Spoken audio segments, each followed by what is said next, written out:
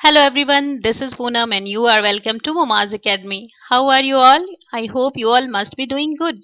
तो चलिए आज हम बात करते हैं फिगर्स ऑफ स्पीच की, जानेंगे क्या है फिगर्स ऑफ स्पीच, कुछ examples and at last practice set of figure speech. कुछ इफेक्टिव चीजों को प्रोड्यूस करने के लिए हम यूज करते हैं फिगर्स ऑफ स्पीच का। For example, she is as beautiful as moon. अब किसी बहुत ही प्यारी, किसी बहुत ही सुंदर लेडी को आप देखते हैं या गर्ल को देखते हैं और आपको उसका कंपैरिजन करना है किसी के साथ। तो जैसा कि हम चांद को बहुत प्यारा, बहुत खूबसूरत मानते हैं, तो आप उस पर्टिकुलर लेडी या पर्टिकुलर गर्ल को कंपेयर करते हैं मून के साथ। तो ये एक फिगरेटिव लैंग्वेज में आपने कहा कि sea is as beautiful as moon, यानी आप कंपेयर ही नहीं कर सकते हैं कि कितनी सुंदर सुंदर है वो, इतनी जितना कि चांद। तो हमने यहाँ जो ये कंपेयर किया है ना, एज ब्यूटीफुल एज का, यही है हमारा figures of speech. He is as dangerous as lion. जैसा कि हम जानते हैं कि लायन जो होता है एक डेंजरस एनिमल होता है क्योंकि जंगल का राजा होता है। तो अब हमने किसी पर्टिकुलर मेल का कंपैरिजन किया है लायन के साथ कि भाई वो इतना खतरनाक है जितना कि लायन होता है। तो यहाँ ये जो कंपैरिजन है ना, एज डेंजरस एज लायन, ये जो एज है ना, यही दिखा रहा है हमारा figures of speech, because it is use to draw picture mentally before you कि वो इतना ज्यादा खतरनाक है जितना खतरनाक एक लायन होता है। कुछ सिलेक्टेड फिगर्स ऑफ स्पीच की बात करेंगे, and those all are simile, metaphor, personification, hyperbole, apostrophe, alliteration, oxymoron and onomatopoeia। तो हम एक एक करके इन सारे फिगर्स ऑफ स्पीच के बारे में जानेंगे। A simile is a figure of speech that uses comparison between two unlike things। और उन दोनों लोगों में कोई एक चीज कॉमन होनी चाहिए और उस कॉमन चीज को कंपेयर करने के लिए हम या तो लाइक का यूज करते हैं, एज का यूज करते हैं या फिर सो का यूज करते हैं। For example, they are as bold as stone, यानी उन लोगों में एक चीज कॉमन है, किसके साथ? स्टोन के साथ। जैसे कि स्टोन बहुत ही मजबूत, बहुत ही स्ट्रांग होता है, वो लोग भी उतने ही स्ट्रांग हैं, यानी उनकी स्ट्रेंथ को, उनकी मजबूती को हम कंपेयर कर रहे हैं स्टोन के साथ। She is as cold as ice. So here she has been compared to ice. You are like my mother. यानी जैसे माँ होती है ना, बहुत प्यारी सी, शालीन सी, बहुत ही गुड बिहेवियर वाली, बहुत ही प्यार करने वाली। तो यहाँ किसी को कंपेयर किया गया है, किसी ने कंपेयर किया है अपनी माँ के साथ। So here one thing is common and that common thing has been compared with the words like, as and like। और इसे ही हम कहते हैं simile. Now the next figure of speech is metaphor. Metaphor का भी हम यूज करते हैं कंपैरिजन के लिए, दो लोगों के बीच में, दो एनिमल्स के बीच में, दो ह्यूमन बींग्स के बीच में, या किसी एनिमल और ह्यूमन बींग के बीच में, मतलब किसी भी दो के बीच कंपैरिजन के लिए। यहाँ भी एक चीज होनी चाहिए जो दोनों लोगों के बीच में कॉमन हो, लेकिन इस चीज को हम दिखाएंगे बिना किसी लाइक, सो या एज के। यानी मेटाफर में हम एक को दूसरे के साथ कंपेयर करने के लिए लाइक, सो या एज इन तरह के वर्ड्स का यूज नहीं करते हैं। For examples, life is a big roller coaster right. अब यहाँ देखिए, रोलर कोस्टर आप सबने देखा ही होगा, किस तरह से जब आप इस पे बैठते हो तो ये आपको गोल गोल घुमाता रहता है, इधर से उधर, उधर से इधर। आप मतलब इसे एंजॉयमेंट के लिए इस पे आप बैठते हो, लेकिन पूरी दुनिया लगती है कि घूम जाती है। तो लाइफ को यहाँ कंपेयर किया गया है रोलर कोस्टर राइड के साथ। ये हमारी पूरी लाइफ भी जो होती है ना, from childhood till the end of our life, एक रोलर कोस्टर की तरह घूमती रहती है, कभी अप्स, कभी डाउन्स, कभी फॉरवर्ड, कभी बैकवर्ड।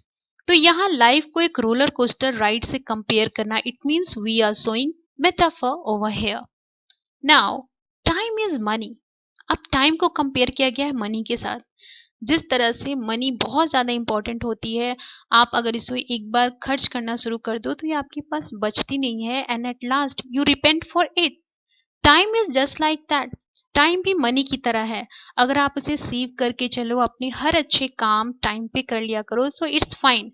और अगर आप टाइम को वेस्ट करो तो एट लास्ट यू फील कि मैंने अपने बहुत साल यूं ही गंवा दिए। So here time has been compared to metaphor. The world is a stage. Stage पे क्या होता है? You go, you perform your activity and then you come back. तो जैसे स्टेज पर जाके हम अपना परफॉर्मेंस दिखाते हैं, we get clap from the audience अगर हमने अच्छा परफॉर्म किया, और अच्छा नहीं किया तो द ऑडियंस डज नॉट से एनी गुड फॉर अस। तो इसी तरह से ये वर्ल्ड है, जब हम यहाँ आते हैं अगर हमने अच्छा किया तो people clap for us, if we have not perform well तो लोग हमें याद भी नहीं करते हैं।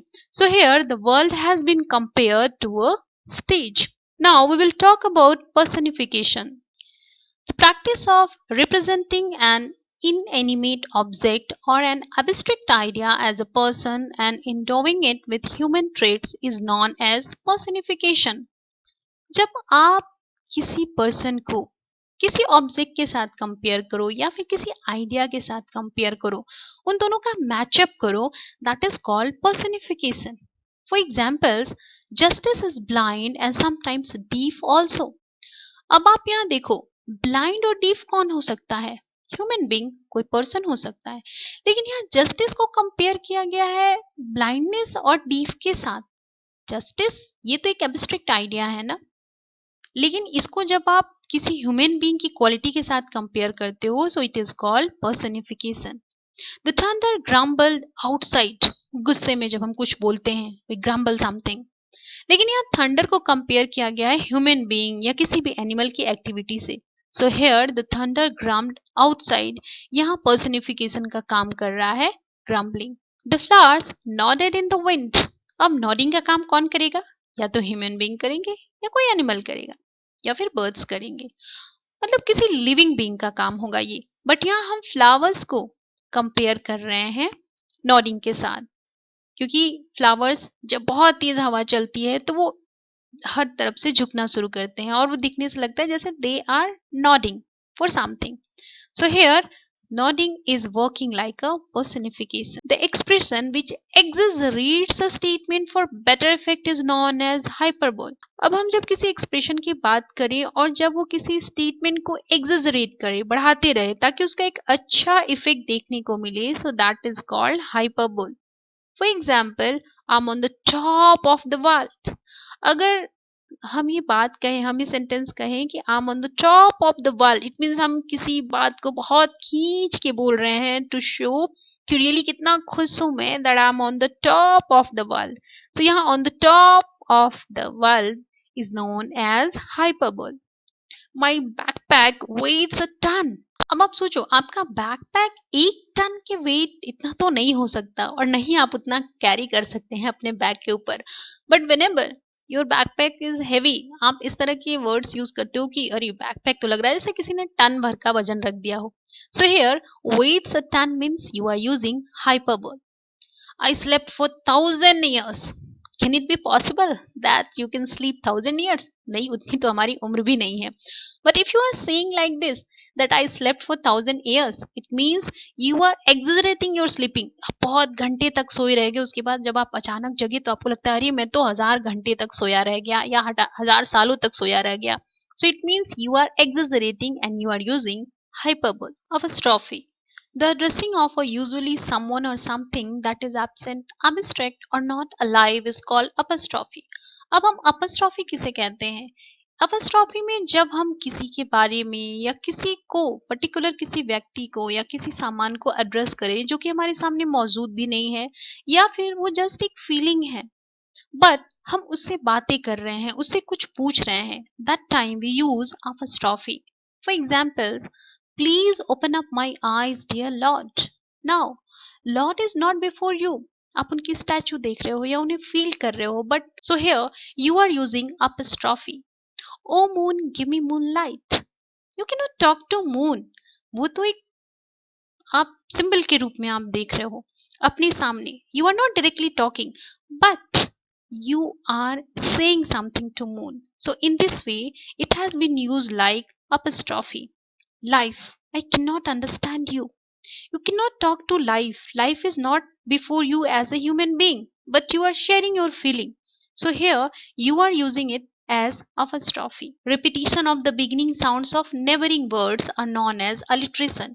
जब दो वर्ड जो आस पास हो और उनका बिगनिंग साउंड जो है वो बार बार रिपीट हो, that is called alliteration. For examples, Nick needed new notebooks. आप यहाँ देख रहे हैं Nick का N, फिर needed का N, new का N और notebooks का N. बार बार हम N का रिपीटिशन कर रहे हैं. She saw shining snake near the seesaw. So here you can see she, then saw, then shining, snake, see, show. So you are repeating the SS and sh sound. It's called alliteration. Walter wondered where William was. Again you are seeing here www has been repeated again and again. So it will be called alliteration. Now oxymoron. Oxymoron क्या है? जब आप to contradictory terms को एक साथ use करो, so that will be called oxymoron. For example, let's go the free market today. यानी market भी और फ्री भी है. ये कॉन्ट्राडिक्टरी नहीं लग रहा है? मार्केट जब आप जाते हो, you have to pay money and then you can buy anything, but here we are using free market. It means it's the contradictory terms and here we are talking about oxymoron. She is passing through a sweet sorrow these days. Sorrow कभी sweet तो नहीं हो सकता. But whenever you are using this kind of words, sweet sorrow, it means you are using oxymoron. Tears of happiness is rolling down through her cheeks. Happiness के खुशी के आंसू. आंसू तो बेसिकली हमारे दुख में आते हैं, लेकिन खुशी के भी आंसू कभी कभी आते हैं, and that is called contradictory terms. It means oxymoron. Now, the last one is onomatopoeia. When a word's pronunciation imitates its sound is known as onomatopoeia. जब किसी वर्ड का pronunciation किसी और वर्ड के साथ रिपीट हो बार बार और उसी को वो इमिटेट करे, उसे हम कहते हैं onomatopoeia. For example, the large dog said bow wow. So here, whenever you are saying bow wow, it means you are pronouncing the sound of dog. The cabinet opened with a distinct creak. यानी उस cabinet का sound होता है क्रिक. आप जब उसे open भी करते हो तो क्रिक की साउंड आती है और उस साउंड को हम कहते भी हैं creak. The flag flapped in wind. जब फ्लैग जो है वो फ्लाई होता है या उड़ने लगता है विंड में, तो आप जो साउंड सुनोगे ना वो फ्लैपिंग फ्लैपिंग जैसी रहती है और उसको हम कहते भी हैं फ्लैप. सो इट मीन्स जब वर्ड का प्रोनाउंसिएशन इसकी साउंड को ही इमिटेट करो, so that is called onomatopoeia. यहाँ हम कंप्लीट करते हैं अपने फिगर्स ऑफ स्पीच को और इसके बाद आता है आपका टेस्ट. जी हाँ, test of figures of speech. So you go through all the 8 sentences over here. आप फाइंड आउट कीजिए कि इन सेंटेंसेस में कौन से फिगर्स ऑफ स्पीच का यूज किया गया है and write your answer in comment box. And yes, if you like the video please share and subscribe the channel. Stay connected with Maaz academy. Stay happy. Thank you.